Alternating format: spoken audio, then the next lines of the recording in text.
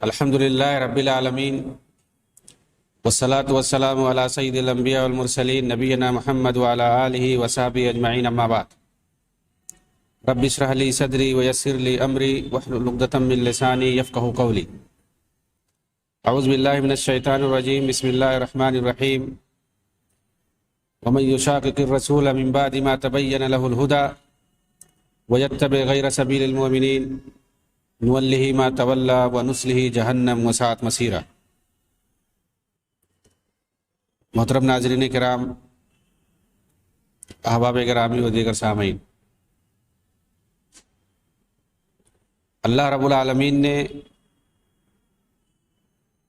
نبی اکرم صلی اللہ علیہ وسلم کو اسلام کی روشنی دے کر کے اس کائنات کے اندر بھیجا لوگوں کی رہنمائی کے لیے،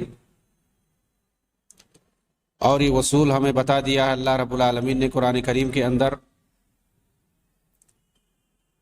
کہ جو رسول کی اور اس کے صحابہ کے منہج کو اختیار کرے گا وہ کامیابی سے ہمکنار ہوگا، اور جو ان کی مخالفت کرے گا، رسول اکرم صلی اللہ علیہ وسلم کے منہج کی مخالفت کرے گا، صحابہ کرام کے راستے سے ہٹ کر کے رہے گا، پھر اللہ رب العالمین اس کا سہارا نہیں بن سکتا ہے۔ وَمَن يُشَاقِقِ الرَّسُولَ مِن بَعْدِ مَا تَبَيَّنَ لَهُ الْهُدَى وَيَتَّبِعْ غَيْرَ سَبِيلِ الْمُؤْمِنِينَ نُوَلِّهِ مَا تَوَلَّى وَنُصْلِهِ جَهَنَّمَ وَسَاءَتْ مَصِيرًا۔ یہ پیغام اللہ رب العالمین نے سنا دیا کہ رسول اکرم کا منہج ہی، صحابہ کرام کا منہج اور طریقہ ہی ہمارے لیے اسوہ اور آئیڈیل اور نمونہ ہے۔ چنانچہ جو بھی جماعت، فرقہ یا تنظیم دین کے نام پر قائم ہوگی، اس کے لیے ضروری ہے کہ وہ اسی منہج کو اپنائے۔ اگر اس منہج سے کچھ بھی ہٹتی ہے تو پھر اس کا 72 فرقوں میں شمار کیا جائے گا۔ اخوان المسلمین کی جماعت جو 1928 کے اندر قائم کی گئی دین کے نام پر، جس کے اندر ہر پہلو سے اس کو سیاست زدہ بنا کر کے اقتدار اور کرسی تک پہنچنے کے لیے استعمال کیا گیا دین کا نام، اور اس کے اندر صحابہ کے منہج کو نہ اپنا کر کے، رسول اکرم صلی اللہ علیہ وسلم کے منہج کو نہ اپنا کر کے تصوف و خرافات اور اس طرح سے دیگر لوگوں کے مناہج کو، ایسی شخصیتوں کو اپنایا گیا اور ان کو فالو کیا گیا، ان کی زندگی کو، ان کے منہج اور ان کے طریقہ کار کو، کہ جس کی وجہ سے یہ آج اسلام کے لیے بدنامی کا سبب بنے ہوئے ہیں۔ دراصل وجہ یہ ہے کہ میڈیا کے اندر انہوں نے اتنا شور مچایا ہوا ہے کہ اسلام کو یہ لوگ اس قدر ہائیجیک کیے ہوئے ہیں کہ یہی اسلام کا اپنے آپ کو حقیقی چہرہ بتاتے ہیں۔ اس لیے ضروری ہے ان کے بارے میں حقیقت بیانی کے لیے کہ ان کے بارے میں کھل کر کے بتایا جائے کہ اس جماعت کو جن لوگوں نے قائم کیا ہے ان کی حقیقت کیا تھی، انہوں نے کیسی کیسی شخصیتوں کو فالو کر رکھا تھا اور ان کو اپنا اسوہ اور نمونہ بنا رکھا تھا، اور ان کے کیا عقائد تھے، کیا افکار تھے، کیا خیالات تھے، اور ان تنظیموں اور جماعتوں کو قائم کرنے کا ان کا کیا مقصد تھا، اور ان لوگوں نے 90 سال تک کیا کیا اور کیا کر رہے ہیں دین کے نام پر۔ چنانچہ حسن بنا جنہوں نے اس جماعت کو قائم کیا تھا، جن کی طرف یہ نسبت کی جاتی ہے، حالانکہ اس کے قیام کے بارے میں ہم جلد ہی بتائیں گے کہ اس جماعت کو حقیقت میں کس نے قائم کیا اور کس کا ہاتھ تھا، لیکن چونکہ حسن بنا کو بانی سمجھا جاتا ہے، ان کو مؤسس مانا جاتا ہے، اس لیے ان کی حقیقت بتانا ضروری ہے کہ ان کے جو سب سے زیادہ مشہور استاذ مانے جاتے ہیں محمد رشید رضا، ان کے بارے میں بہت زیادہ مشہور کیا گیا ہے کہ یہ ایک سلفی عالم تھے، جمال الدین افغانی اور محمد ابدا کے منہج سے ہٹے ہوئے تھے۔ چنانچہ سید رشید رضا کے بارے میں حقیقت کو بتانا ضروری ہے۔ یہ تفسیر المنار کو انہوں نے لکھا ہے، مجلہ المنار نکالتے تھے، عالم اسلامی میں دورہ کرتے تھے، انہوں نے شیعوں کے خلاف لکھا ہے۔ اس طرح کی باتیں یہ ان کے بارے میں کہی جاتی ہیں۔ ابن تیمیہ کا کتاب انہوں نے پڑھا، شیخ الاسلام محمد بن عبد الوہاب کی کتاب کو لکھا، اور وہابیت کے تعلق سے انہوں نے بہت ساری باتیں لکھی، وہابیت کا دفاع کیا۔ ابن قیم کی کتابیں انہوں نے پڑھی، لیکن حقیقت کیا ہے اس تعلق سے؟ آپ سید رشید رضا کے بارے میں جو حقیقت ہے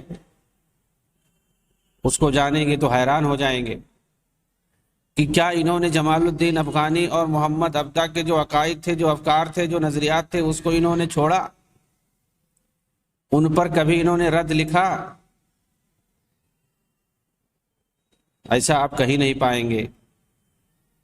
آخر انہوں نے اپنی زندگی میں کس کو فالو کیا؟ جو کہ استاذ تھے حسن بنا کے۔ تو ان کے بارے میں مختصر پہلے تعارف کرائیں گے، پھر اس کے بعد ان کے افکار و نظریات کو بتائیں گے، تو سمجھ میں آئے گا کہ انہوں نے سلفیت کا کتنا دفاع کیا ہے اور ان کا اہم کام کیا تھا۔ مجلہ المنار کے ذریعے سے اور تفسیر المنار کے ذریعے سے انہوں نے کن کے افکار کو پھیلایا ہے پوری دنیا کے اندر۔ یہ اصل میں سیریا کے تھے، شام کے تھے۔ ان کا پورا نام محمد رشید بن علی رضا بن محمد شمس الدین بن سید بہاؤدین ہے۔ 1865 میں یہ شام کے علاقے طرابلس کے جنوب میں سمندر کے کنارے آباد ایک بستی کلمون میں ہوئے تھے۔ وہاں پر ایک مدرسہ رشیدیہ ہے جہاں پر آپ نے پوری تعلیم حاصل کی۔ عربی کے ساتھ ترکی اور فرانسیسی زبان بھی جانتے تھے۔ ان کے اوپر جہاں ایک طرف حسین الجسر جو کہ بہت بڑے صوفی تھے شاذلی فرقے کے، ان کی زندگی کا اثر ان کے اوپر رہا، ساتھ ہی شیخ محمد ابدا اور جمال الدین افغانی کے اثرات اور افکار کا بھی غلبہ رہا۔ غزالی کی کتاب احیاء العلوم پڑھ کر تصوف کی طرف مائل ہوئے، عبادات مجاہدات تصوفانہ طریقے سے کرتے تھے۔ چنانچہ شروع میں شاذلی فرقہ جو تصوف کا ایک سلسلہ ہے، یہ وہی شاذلی سلسلہ ہے جس سے منسلک تھے حسن بنا۔ رشید رضا نے اس سلسلے کو چھوڑ دیا، اس کے بعد سلسلے نقشبندیہ کو اختیار کر لیا۔ لیکن کہتے ہیں کہ بعد میں جب انہوں نے ابن تیمیہ، ابن قیم اور محمد بن عبد الوہاب وغیرہ کی کتابیں پڑھنا شروع کی زندگی کے آخر میں، تو ان تصوفانہ طریقوں کو انہوں نے چھوڑ دیا، بلکہ ان پر یہ نکیر بھی کرتے تھے۔ لیکن جمال الدین افغانی اور محمد ابدا کے جو افکار تھے اس سے اس قدر یہ متاثر تھے کہ وہ مرتے دم تک نہیں چھوڑ سکے۔ ان کے افکار و نظریات کو انہوں نے کبھی نہیں چھوڑا، اور ظاہر سی بات ہے ان کے افکار کس قدر خطرناک تھے۔ چنانچہ جب یہ مصر منتقل ہوئے تو ان کے افکار سے متاثر ہوئے۔ جمال الدین افغانی اور ان کے جو خاص شاگرد تھے محمد ابدا موجود تھے، ان کی صحبت انہوں نے اختیار کی اور ان کی شاگردی میں اس کے بعد پوری زندگی کاٹ دی۔ یہ اپنے استاد سے یعنی شیخ محمد ابدا سے تفسیری حلقہ سن کر اسے جمع کرتے تھے اور پھر اسے کتابی شکل دیتے تھے۔ چنانچہ آپ تفسیر المنار دیکھیے، ایسے ہی تیار ہوا ہے۔ دروس کے ذریعے سے۔ پہلے یہ خود دروس دیتے تھے، ان کے استاد دیتے تھے، چنانچہ سورہ نساء کی 125 نمبر آیت تک انہوں نے تفسیر مکمل کیا دروس کی شکل میں، پھر ان کا انتقال ہو گیا، تو پھر انہوں نے خود درس دینا شروع کیا اسی منہج پر، اور پھر اس کے بعد سورہ یوسف تک انہوں نے درس دیا، ان کا بھی انتقال ہو گیا۔ پھر کہتے ہیں کہ یہ جو پوری تفسیر ہے استاد بہجت بیتار نے پوری مکمل کی ہے، لیکن ان کا منہج الگ ہے۔ تو دروس کے ذریعے سے اس تفسیر کو انہوں نے جمع کیا ہے، اس کی تفصیل آگے آئے گی، لیکن یہ ہے کہ یہ گرچہ شیخ الاسلام محمد بن عبد الوہاب اور اسی طرح سے ابن تیمیہ اور ابن قیم کی کتابوں کو پڑھ کر کے تصوف سے متنفر ہوئے تھے اور رفض و تشیع سے بھی متنفر ہوئے تھے، لیکن جمال الدین افغانی اور شیخ محمد عبدہ کے افکار و نظریات سے اس قدر متاثر تھے، عقل پرستی سے اس قدر متاثر تھے، عقلانی نظریے سے، کہ اس سے کبھی پیچھا یہ نہیں چھوڑا سکے۔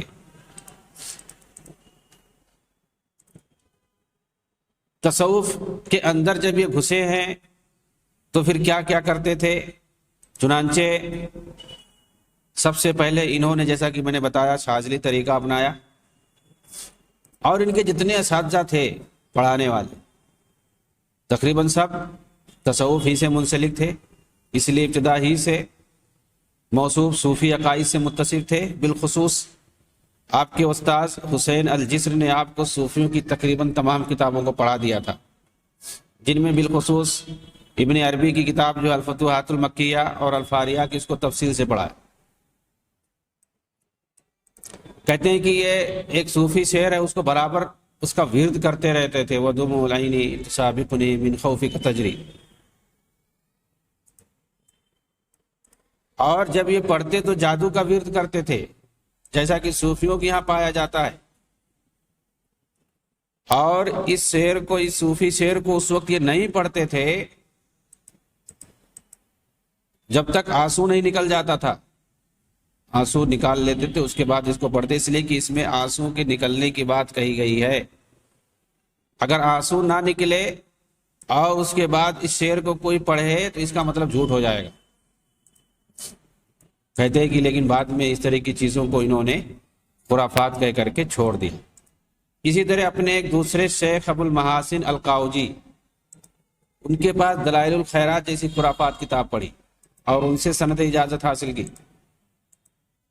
لیکن ان کو بعد میں جب پتا چلا کہ اس کتاب کے اندر اکثر روایتیں نبی اکرم صلی اللہ علیہ وسلم کے خلاف جھوٹ اور بہتان سے بھر دیا گیا ہے، اس لیے اس کتاب کو انہوں نے چھوڑ دیا۔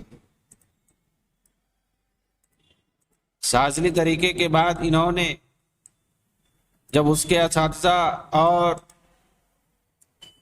اس سے منسلک لوگوں کو، جو شیوخ تھے ان کے، چھوڑ دیا، ان کا پیچھا،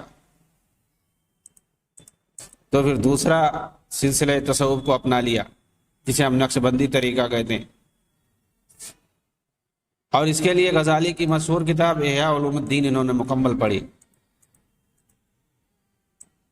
اور اس طریقے پر یہ دیر تک باقی رہے۔ اس طریقے پر رہتے ہوئے کہتے ہیں کہ یہ اپنے پرانے استاد شیخ کاؤجی سے جا کر کے انہوں نے درخواست کی، جو کہ سلسلے شاذلی سے تعلق رکھتے تھے، اور کہا کہ مجھے شاذلی طریقے پر شکلی انداز میں باقی رکھا جائے، اور حقیقت کے اعتبار سے میں نقش بندی طریقے سے جڑا رہوں گا۔ مگر شیخ کاؤجی نے ان سے معذرت کر لی ہے، کہہ کر کہ بیٹے اب میں اس کا اہل نہیں، تمہارا سلسلہ اب اس طریقے سے ٹوٹ چکا ہے، اب اس میں نہیں جڑ سکتے۔ لیکن سید رشید رضا کو اپنے ایک ساتھی محمد حسینی کے ذریعے پتا چلا کہ نقش بندی ایک صوفی ہے جسے مرشد کامل کا مقام حاصل ہے، اس کے پاس جا کر کے مکمل رہنمائی مل سکتی ہے۔ اس کے پاس جانے کے بعد انہیں پتا چلا کہ یہ طریقہ بہت بہتر ہے، اب اسی پر باقی رہنا چاہیے۔ چنانچہ اسی کے ہاتھ پر انہوں نے بیعت کر لی اور ایک لمبے زمانے تک اس سلسلے سے جڑے رہے۔ یہ کہا کرتے تھے اس دوران میں نے بہت سارے خارق العادات چیزیں دیکھی جن کی میں اکثر تعویل کر دیا کرتا تھا، لیکن اکثر عاجز ہو جاتا تھا۔ تعویل کرتے تھے کیونکہ خارق العادات چیزیں جیسے کرامات ہیں، معجزات ہیں، ان کے یہ چونکہ قائل نہیں تھے۔ اب یہ صوفیوں کے کیسے رہتے ہیں وہ اللہ بہتر جانتا ہے، لیکن یہ جمال الدین افغانی اور محمد عبدہ کے افکار سے اس طرح سے متاثر تھے کہ معجزات اور خارق العادت چیزوں کو بھی یہ تعویل کرتے تھے کہ اس سے یہ مراد ہو سکتا ہے، اس سے یہ ہو سکتا ہے۔ سید رشید رضا یہ نقش بندی طریقے کے یومیہ اوراد اور ذکر کرتے تھے۔ ایک مرتبہ یہ نقش بندی طریقے کے یومیہ اوراد کو بتاتے ہوئے انہوں نے کہا کہ ایک ہی ساتھ میں نے لفظ جلالہ یعنی اللہ کا ورد ایک ہی دن میں آنکھ کو بند کر کے اور سانس کو روک کر کے دل سے 5000 مرتبہ کیا تھا۔ دل سے کرنا کیا ہوتا ہے؟ سوچنا ہوتا ہے۔ اور اس طرح میرا دل میرے شیخ کے دل سے مل گیا یا مل جاتا کرتا تھا۔ ایک ہی دن میں آنکھ بند کر کے سانس کو روک کر دل سے 5000 مرتبہ ورد کرنا لفظ جلالہ کا، اور اس طرح کر کے اپنے دل کو صوفی شیخ سے جوڑنا۔ کہتے ہیں کہ مجھے بہت بعد میں یہ پتا چلا کہ یہ بدعت ہے، اور بدعت ہی نہیں بلکہ یہ شرک ہے، کیونکہ اس طرح کی حالتیں ذکر الہی میں کیا جاتا، اپنے دل کو اللہ سے ملانے کی کوشش کی جاتی، نہ کہ کسی مخلوق سے۔ ان کو بعد میں پتا چلا کہ یہ شرک ہے۔ سید رشید رضا کہا کرتے تھے کہ صوفی طریقوں کے بغیر اللہ کی معرفت ممکن ہی نہیں ہے، اس لیے تصوف کے اسرار و رموز کا حاصل کرنا ضروری ہے۔ تصوف کا سیکھنا اور اس کے اسرار و رموز کو حاصل کرنا معرفت الہی کے لیے تصوف سے جڑنا ان کے لیے ضروری تھا۔ پہلے محمد عبدہ اور جمال الدین افغانی کے مقالات و افکار سے متاثر ہونے کے بعد انہوں نے تصوف سے توبہ کی تھی۔ حقیقت یہی ہے، نہ کہ ابن تیمیہ اور ابن قیم نے محمد بن عبد الوہاب کی کتابوں کو پڑھ کر۔ حقیقت میں لوگوں نے یہ مشہور کر رکھا ہے کہ ابن تیمیہ وغیرہ کی کتابوں کو پڑھ کر کے انہوں نے تصوف سے توبہ کیا تھا، جبکہ صحیح بات یہی ہے کہ جب یہ مصر میں آئے اور جمال الدین افغانی اور محمد عبدہ کے افکار اور نظریات سے متاثر ہوئے، اس کے بعد انہوں نے تصوف سے توبہ کی، کیونکہ عقلانی ہو گئے تھے اس وقت یہ، اور انہوں نے انہی کے افکار و نظریات کو پھیلایا ہے آخر تک۔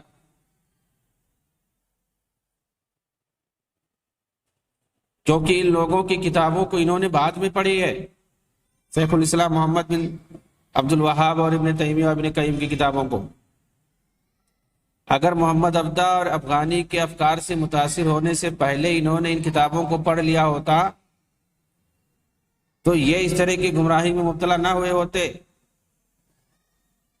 جو عقلانی پرست نظریات و افکار ہیں افغانی کے اور محمد عبدہ کے، اس کے گڈھے میں یہ نہ گرے ہوتے اور ان کی تائید کیے ہوتے۔ محمد عبدہ کی سیرت پر انہوں نے مکمل کتاب لکھی ہے 2 جلد کے اندر۔ استاذ اور امام یہ بولا کرتے تھے۔ حقیقت یہ ہے کہ سید رشید رضا اگر یہ تصوف سے ایک طرف نکلے ہیں تو دوسری طرف عقل پرستی میں جا کے گر گئے ہیں۔ یہ شروع میں تصوف کی بھول بھولیوں میں کھوئے ہوئے تھے جب تک یہ شام کے اندر تھے۔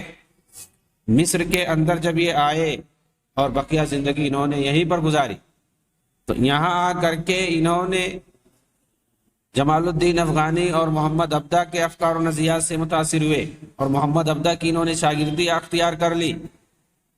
انہی کے ساتھ رہتے تھے، مرتے دم تک تھے ان کے ساتھ، اور خاص شاگرد مانے جاتے تھے۔ ان کے دروس کو یہ باقاعدہ نوٹ کرتے تھے اور شائع کرتے تھے مجلہ المنار کے اندر۔ ان کے بعد یہ آخری عمر میں اپنے ابن تیمیہ وغیرہ کی کتابوں کو پڑھے ہیں، پڑھنے کا ان کو موقع ملا، ورنہ یہ پہلے اگر یہ پڑھے ہوتے جمال الدین افغانی اور محمد عبدہ کے افکار سے متاثر ہونے سے پہلے، تو ان کی بھی فکر کے اندر چینجنگ آئی ہوتی اور ان کو آپ سلفی کہہ سکتے تھے۔ لیکن جمال الدین افغانی اور محمد عبدہ کے افکار سے جو متاثر ہو، بلکہ اس پر عمل پیرا ہو اور وہی لکھ کر کے گیا ہو، تو ظاہر سی بات ہے اس کو ہم کیسے کہہ سکتے ہیں۔ انہوں نے سنی مسلمانوں کو شیعوں سے قریب کرنے کی کوشش کی۔ ہاں، یہ ہم کہہ سکتے ہیں کہ جب انہوں نے ابن تیمیہ وغیرہ کی کتابیں جسے منہاج السنہ ہے، اس طرح کی کتابوں کو پڑھی، اس کے بعد ان کو سمجھ میں آیا کہ شیعہ کیا ہے، رافضیت کی حقیقتیں کیا ہیں، تو پھر انہوں نے دوری بنانا شروع کی۔ چنانچہ سید رشید رضا یہ اپنے استاد محمد عبدہ کی طرح جب یہ مصر میں آئے تھے شروع میں، رافضی مذہب کے ساتھ تقریب کے قائل تھے کہ ان کے ساتھ مل کے رہنا چاہیے، گرچہ بعد میں کمی آئی۔ شیوخ ثلاثہ کی کتابوں کو پڑھنے کے بعد البتہ سے ایک محمد عبدہ اور ان کے استاد افغانی اس نظریے کے شدید مؤید تھے کہ رافضی مذہب، شیعہ مذہب جو ہے اس سے قریب ہونا چاہیے اور اس سے مل کے رہنا چاہیے، ورنہ شیعوں کے ساتھ قریب ہونے میں سید رشید رضا کا یہ اصول موجود ہے جسے وہ خود قاعدۃ المنار الذہبیہ کہا کرتے تھے، یعنی المنار مکتبہ فکر کا یہ سنہرا اصول ہے۔ وہ اصول کیا ہے؟ نتعاون علی ما نتفق علیہ، کہ جن امور میں ہمارا آپس میں اتفاق ہے اس میں مل کر رہیں گے، ایک دوسرے کا تعاون کریں گے۔ وَيَعْذُرُ بَعْضُنَا بَعْضًا فِي مَا نَخْتَلِفُ فِيهِ، اور جن چیزوں میں ہمارا اختلاف ہے اس کو نہیں چھیڑیں گے۔ اور سید رشید رضا کے اسی اصول کو بعد میں حسن بنا نے اپنایا اور آج تک یہ لوگ اپناتے ہوئے چلے آ رہے ہیں۔ جماعت اسلامی کے اندر بھی یہ اصول قابل قبول ہے۔ ڈاکٹر اسرار خان نے باقاعدہ اس پر کتاب لکھی ہے، شیعہ سنی مفاہمت، اس کی اہمیت اور ضرورت کے نام سے، کہ شیعوں کے ساتھ مل کر رہنا یہ وقت کی ضرورت ہے۔ تو یہ جماعت اسلامی والے بھی مانتے ہیں اور اخوانی جماعت کے لوگ بھی اس کو مانتے ہیں، آج بھی مانتے ہیں۔ یہ کوئی پرانی چیز نہیں ہے کہ پہلے کے لوگ مانتے تھے، شیخ محمد عباس اور اسی طرح سے حسن بنا وغیرہ مانتے تھے، اب اس کے قائل نہیں ہیں، یہ کہنے والی بات ہے، ورنہ اس پر عمل آج بھی ان کے یہاں جاری ہے۔ آپ اگر اس کی ایک جھلک دیکھنا چاہتے ہیں، 2012 کے اندر محمد مرسی کی جو حکومت آئی تھی مصر میں، آپ اس کے بارے میں پڑھ لیجئے کہ ان لوگوں نے کس طرح سے قربت حاصل کی رافضی حکومت سے، کس طرح سے انہوں نے ڈیلیگیشن بھیجا اپنے علماء کا وہاں پر، اور وہاں پر جا کر کے انہوں نے کیسے کیسے بیانات دیے۔ محمد مرسی کا بہت ہی قریبی ایک مانا جانے والا شخص کمال ہلباوی، آج بھی وہ زندہ ہے، کمال ہلباوی، اس نے صاف صاف کہا کہ جس طرح سے ہم حسن بنا کو امام سمجھتے ہیں، سید قطب کو امام سمجھتے ہیں اور مودودی کو اپنا امام سمجھتے ہیں، اسی طرح سے ہم خمینی کو اپنا امام سمجھتے ہیں، اور آج بھی علی خامنئی ہمارے امام ہیں، ہم ان کے ماتحت میں رہنا پسند کرتے ہیں۔ اس طرح کی بات جا کر کے ان لوگوں نے، یہ 2012 کی بات ہے، تہران کے اندر علی خامنئی سے مل کر کے ان لوگوں نے ایسی بات کہی. ان کا پورا وفد گیا تھا. جس طرح سے خمینی کی جب حکومت آئی تھی بغاوت کر کے، اس نے جو 1979 کے اندر حکومت بنائی تھی، تو باقاعدہ اخوانیوں نے پورا ایک وفد بھیجا تھا تہران میں اس کو مبارکبادی دینے کے لیے. بلکہ ان لوگوں نے تو اس کو خلیفہ بنانے کے سوچ لیا تھا کہ پورے عالم اسلام کا ہم خمینی کو، مردود کو خلیفہ بنا دیں. یہ انہوں نے سوچ کے رکھا ہوا تھا. لیکن اچھا ہوا کہ اس نے دھتکار دیا ان لوگوں کو کہ ہم سنی مسلمانوں کا خلیفہ نہیں بن سکتے، اس لیے کہ اس کی نظر میں سنی مسلمان ہے ہی نہیں. اس کی نظر میں صرف وہی مسلمان ہیں جو 12 اماموں کو مانتے ہیں اس کی طرح سے، اور جو صحابہ کو مرتد مانتے ہیں اس کی طرح سے. امہات المومنین بالخصوص سیدہ عائشہ رضی اللہ تعالی عنہا، سیدہ حفصہ رضی اللہ تعالی عنہا کو جو لوگ گالی دیتے ہیں، برا بھلا کہتے ہیں، انہی لوگوں کو وہ صرف مومن مانتا ہے، مسلمان مانتا ہے. تو ظاہر سی بات ہے، مطلب یہ ہوا کہ اثنا عشری، رافضی، جعفری، شیعوں کو کا ہی وہ خلیفہ ہے.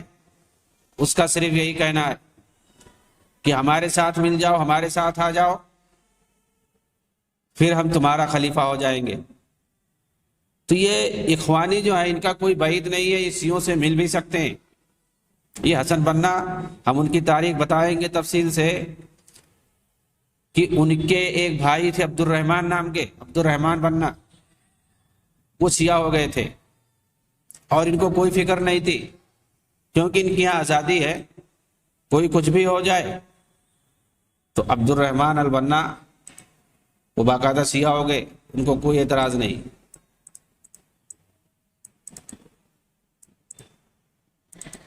تو سید رشید رضا نے شروع میں باقاعدہ تقریب بین شیعہ و سنہ کی بنیاد ڈالی تھی اور رافضی مذہب سے قریب ہونے کے قائل تھے.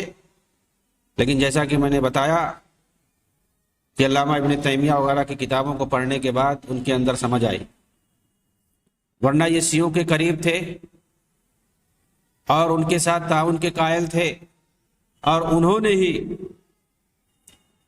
یہ قاعدہ بنایا تھا، یہ اصول بنایا تھا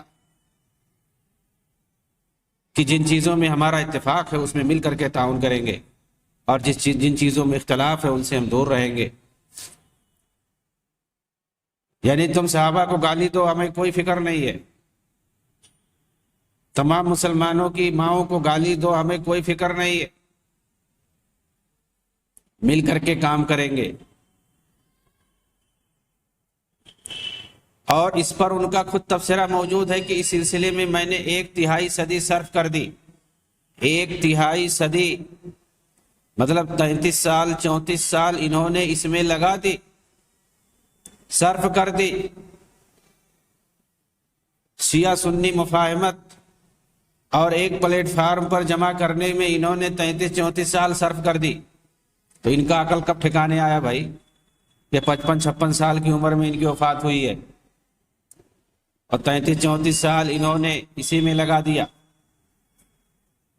اور یہ حقیقت ہے، مگر اس کوشش سے انہوں نے 33-34 سال کوشش کی، مگر ان کی کوشش سے ایک بھی شیعہ سنیوں کے قریب نہیں آیا.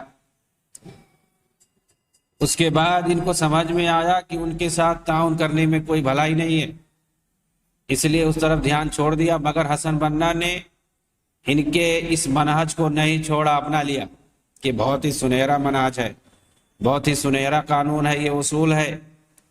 نتعاون علی ما نتفق علیہ ویعذر بعضنا بعضا فیما نختلف فیہ، یہ بہت ہی سنہرا اصول ہے. حسن بننا نے اس کو لے لیا، اس کو نہیں چھوڑا، جبکہ رشید رضا نے اس کو چھوڑ دیا. لیکن یہ بھی ہے کہ رشید رضا نے کبھی بھی اپنے شیوخ پر رد نہیں لکھا. جو یہ قانون اور اصول بنا کے گئے تھے شیخ محمد افدہ، اور جن کی کوششیں تھیں شیخ محمد عبدہ نے تو تقریب بین الادیان کا اصول بنا دیا تھا، انہوں نے تو شیعہ سنی مفاہمت کی بات کہی تھی، وہ لوگ تو یہودی عیسائی مسلمان سب کو یہ لوگ ایک ساتھ ملانے کے لیے کوشش کر رہے تھے، اور یہ لوگ بولتے تھے کہ عیسائی بھی اپنے صحیح مذہب پر قائم ہے، وہ بھی اگر صحیح سے اپنی کتاب کو مانے، اپنے نبی کو مانے تو راستہ الگ ہے، ورنہ سب کو ایک جگہ جانا ہے۔ اس طرح کی بات وہ کہتے تھے۔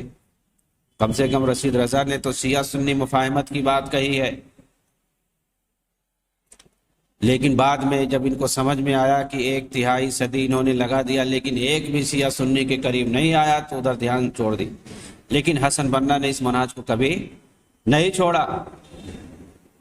اس تعلق سے اگر تفصیل جاننا ہے تو شیخ ناصر القفاری کی کتاب مسئلۃ التقریب اور اصول مذہب الشیعہ الامامیہ کو دیکھیں گے تو سمجھ میں آئے گا۔ وآخر دعوانا ان الحمد للہ رب العالمین۔ السلام علیکم ورحمۃ اللہ وبرکاتہ۔